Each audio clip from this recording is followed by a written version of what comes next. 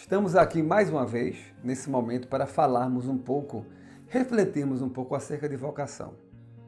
Olha, você já foi questionado alguma vez acerca da sua capacidade de exercer as suas atividades cotidianas?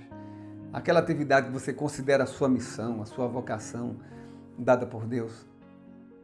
Bem, eu acho que todos nós já fomos afrontados e questionados na nossa caminhada. Isso é normal. O próprio apóstolo Paulo, esse grande homem de Deus, que praticamente mudou a história da humanidade com o exercício da sua vocação, do seu chamado, ele foi questionado. No final da primeira viagem missionária, na região que a gente chama de Galácia do Sul, o seu ministério de apóstolo foi questionado, porque ele não havia cumprido, digamos, os requisitos que os outros discípulos que se tornaram apóstolos haviam cumprido. Vamos olhar em Atos capítulo 1, versículo 21, que requisitos eram esses?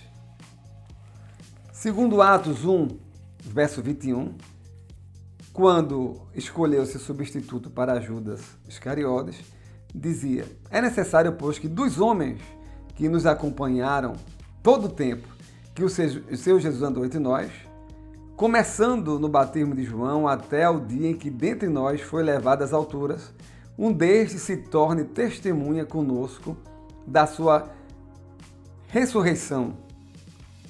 Olha, então, Paulo não estava lá. É evidente. Paulo só se converteu alguns capítulos mais à frente, no caminho de Damasco. Logo, algumas pessoas haviam questionado o ministério de Paulo, dizendo que ele não era um apóstolo. Mas Paulo, mesmo assim, continuou a fazer o trabalho, continuou a exercer o seu ministério com dedicação, convicto do seu chamado, convicto da sua vocação, convicto de que Deus havia chamado ele para exatamente o que ele estava exercendo.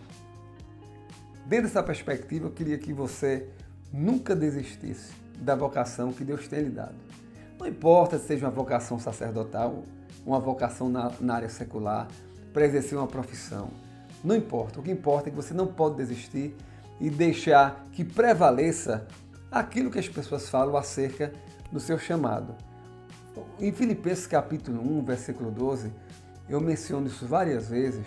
O próprio apóstolo Paulo, escrevendo acerca das dificuldades que ele passou, ele disse uma coisa bem interessante. Vamos lá, Filipenses capítulo 1, versículo 12. Paulo afirma, quando escreveu a epístola aos Filipenses, o seguinte, ele diz: quero ainda, irmãos, cientificar-vos de que as coisas que me aconteceram tenham contribuído para o progresso do Evangelho. Paulo não parava, não iria se entristecer com aquilo que aconteceu com ele, o que estava acontecendo. Não, ele entendia que tudo aquilo aconteceu para o progresso do Evangelho. Por isso que Paulo não parava.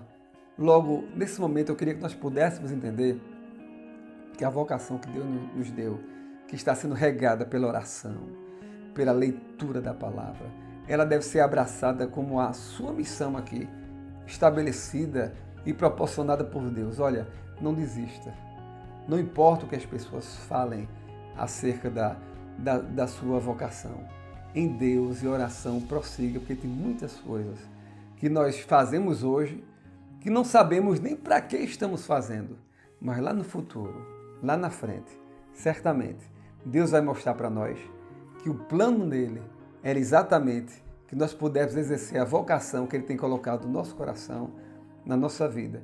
E você vai poder dizer que toda essa sua história, talvez com um pouco de contestação, ela serviu unicamente para lhe ensinar, para lhe dar experiência.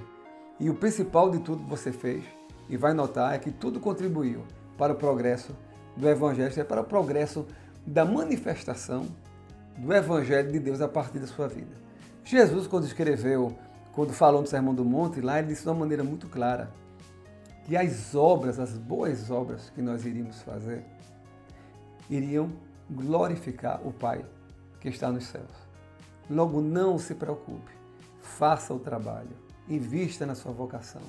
E essa boa obra que você vai fazer vai glorificar a Deus que está nos céus. Não desista. Deus tem um plano na sua vida. Um abraço. Deus te abençoe.